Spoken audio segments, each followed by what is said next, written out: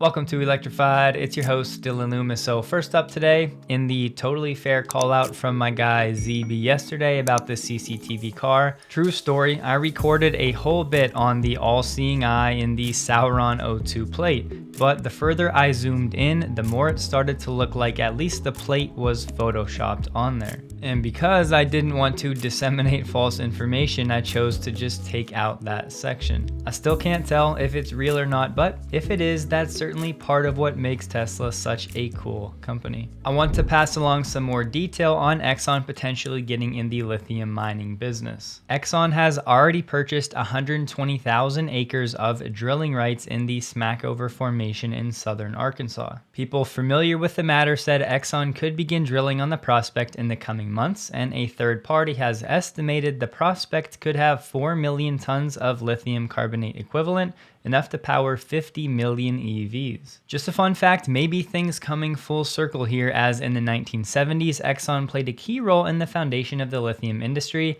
and in 2019, an Exxon chemist, Stanley Whittingham, won a Nobel Prize for helping to develop the lithium-ion battery. And importantly, this region has a favorable permitting framework and existing infrastructure that these companies can capitalize on, so companies like Tesla and others won't have to wait 10 plus years. NHTSA has received 12 complaints about Tesla Model 3 and Y vehicles for steering problems, and because of that, they've opened a preliminary evaluation covering about 280,000 of those two vehicles. The problem is these vehicles possibly being at risk of losing control of steering. There's one reported crash that involved a fire, but no injuries or deaths. Tracking down the actual document from NHTSA, you can see it's for 2023 Model 3 and Ys. 5 reports indicate an inability to steer the vehicle. 7 additional ones cite loss of power steering, resulting in an increased effort to control the vehicle. This is the first step from NHTSA though. They would then have to move it up to an engineering analysis before they could actually issue a recall. Reuters actually shared 3 of these examples of complaints, and in all of them, it was within the first 30 days after delivery. That test megacharger we just saw in Baker, California, clearly not an accident. Now Tesla unveils its plans to begin the megacharger rollout nationwide. This will cover specific routes first and then branch out from there, but Tesla's looking for $100 million from the government for 9 electric semi-truck charging stations along a route from the southern border of Texas to northern California. Each station would be equipped with 8 750 kilowatt chargers for the Tesla Semi and 4 chargers for trucks made by its competitors. If successful, it would be a first of its kind charging network in the US, unlocking long-haul trucking from Texas to California. Tesla asked Texas state officials to write a letter in support of the Big Rig charging project to include in its funding application, which was submitted in June. The U.S. DOTS Highway Administration said it expects to announce recipients later this year. They said it's unclear if Tesla would pursue the project without a grant, but my bet would be absolutely. It's not like Tesla can't afford the $97 million they're looking for, but if there are government funds available, of course Tesla wants to take advantage of that. This 1,800-mile route starts in Laredo, Texas, about 240 miles away from Giga, Texas, and it's also 150 miles away from Giga, Mexico. If you take the rough $120 million cost for these 9 megacharger stations, that works out to about $13.3 million per station. I saw some people out there pointing to this recent filing by Tesla at the Fremont factory, talking about installing some new equipment as an indication that Project Highland production is right around the corner at Fremont. I'm definitely not ready to say that because we've seen a permit just like this with very similar wording before, and that was months in the past. My point being, for now, this could be many different things. The Tesla China weekly insurance numbers came in 10,600. Plugging that data in for the week, if you wanted to compare it to the same week in quarter 2, that number was 11,200. Weeks 1 through 4 of quarter 2, we were at 40.9 thousand, and weeks 1 through 4 so far in Q3, we sit at 31.5 thousand. Here's that same information in bar chart form. Right now, my cursor is on the beginning of quarter 2, and the beginning of quarter 3 is right over here. Sticking with Chinese EV sales, BYD sold a new record 262.1 thousand EVs in July, up 61% year over year, and of those, 134.7 thousand were all electric full BEV, and overseas sales surged to a record 18.1 thousand in the month of July. When it comes to XPeng, NIO, and Li Auto, it was actually Li Auto delivering the most cars in July out of those three, 34.1 thousand deliveries, up 227% year over year. The second consecutive month for Li Auto, over 30,000 cars delivered. Senator John Cornyn recently visited Elon and Giga Texas, and he said it's the second largest manufacturing facility in the US. Just wanted to highlight, I believe he's implying the first is the Boeing facility. There are certainly different metrics to go by, but in terms of size, the Boeing one I'm talking about is in Washington. I'll be honest though, it is kind of frustrating to see posts like this where these people are kind of looking for social media clout on some level, essentially riding Tesla's coattails to then brag about Texas leading the nation in job creation. Meanwhile, that very same company, Tesla, is still having to work around this outdated law where they can't sell direct to the consumer in Texas.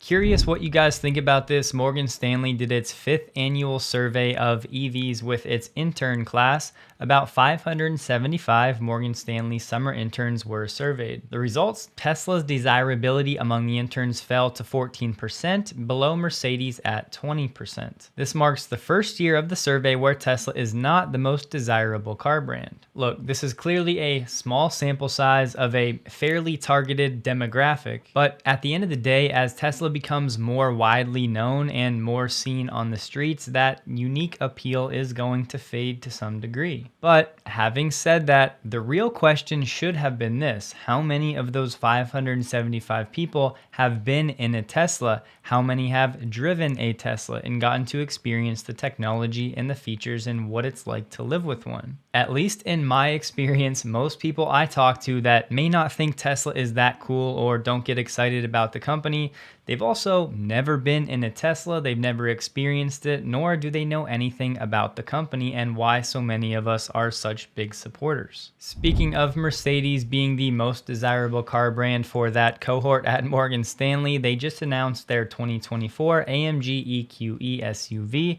will start at $109.3 thousand. This time we actually get some insight into the Tesla India negotiations. Officials have asked Tesla to emulate Apple in finding local firms to partner with any Chinese suppliers that may be involved. So Tesla has been pushing to use its Chinese suppliers for them to set up shop in India. Now India is pushing back, saying they can use those companies, but only if they work in a joint venture fashion with some local Indian companies. Right now, India does not have local suppliers for components like battery cells, as Tata Motors, India's biggest EV maker, imports them from China. Tesla executives have told the Indian government it would likely have some of its vendors from China set up based locally to boost the supply chain. But Indian officials said granting approvals for wholly owned Chinese companies in India would be difficult due to intense scrutiny of Chinese firms since the 2020 border clash. What Apple has been doing in recent months is getting approvals to bring their Chinese suppliers to India after they found local joint venture partners, as India remains hesitant about allowing Chinese companies, especially automakers, to expand in the country. An Indian official said Tesla has been demanding a separate ecosystem for their Chinese vendor base. Those approvals can be granted on a case-to-case basis if there is an Indian joint venture partner. Ford is restarting the production of the F-150 Lightning, and this is quickly becoming a battle of the EV pickup trucks, with the F-150 Lightning, Cybertruck right around the corner, Chevy Silverado also right around the corner, supposedly, and Rivian continuing to ramp, and other brands like Ram that are also supposed to be coming soon. This spring, Ford had some battery issues with the Lightning, and it paused output for another 6 weeks over the summer to retool their plant in Dearborn, Michigan. Ford's CCO of their Model E division said, "We're expanding capacity right now. We're going to be filling that capacity. We'll have to see how the market plays out. The demand is there. We now have the supply to match it." Ford reiterated its plans to boost capacity to 150,000 trucks a year by the third quarter. That's a run rate, not actual production figures. it's training an additional 1,200 workers to help increase supply. Ford said the price cuts have helped to drive a 6-fold increase in orders and a 3-fold increase in web traffic. Reuters has added at the Ford plant in Michigan, they'll be working with a 3-shift rotation. Earlier this year, Ford was selling about 4,000 Lightnings per month, and doing the math, a 150,000 run rate is about 12,500 per month, so Ford is looking to triple the production and ultimately sales capacity. Originally, the Lightning Pro was only going to be for commercial customers, but now, again, pulling a demand lever for Ford, they said individual retail customers can now order the least expensive Lightning Pro at just under $50,000. But Automotive News said that trim level will only be available in limited quantities for retail buyers. Ford also said half of new orders for the Lightning are for the XLT model, which starts just under $55,000. And the Model E CCO added, when it comes to EVs and the mainstream market, challenges still remain around customer awareness and acceptance. You don't say. Customer wait times for the Lightning right now are about 3 months, down from as much as 2 years when it launched. Ford's US dealership sold 8.7 thousand trucks in the first half of 2023. Yesterday, I said that a cheaper Chevy Blazer starting around $44,000 was going to be coming in the winter of 2024. Turns out that's no longer the case. GM has actually canceled that variant, so the base version of the Chevy Blazer EV is going to be the 2LT variant. And when it comes to that base variant, GM said yesterday they're promising additional details, namely the specs, closer to the launch in 2024. So I don't know what GM is doing here. If you go to their official website, the 1LT variant is still an option on the site as of time of recording. So until further notice of the Chevy Blazer models that are actually available, starting around $60,000. Apparently, with this one, Toyota has not learned very much with the BZ4X rollout. The BZ4X, Toyota's first full BEV, has only sold a few thousand units so far in 2023. Specifically, through June, 3.6 thousand units year to date. Toyota is now planning to build a new 3-row electric crossover in 2025 in Kentucky for Subaru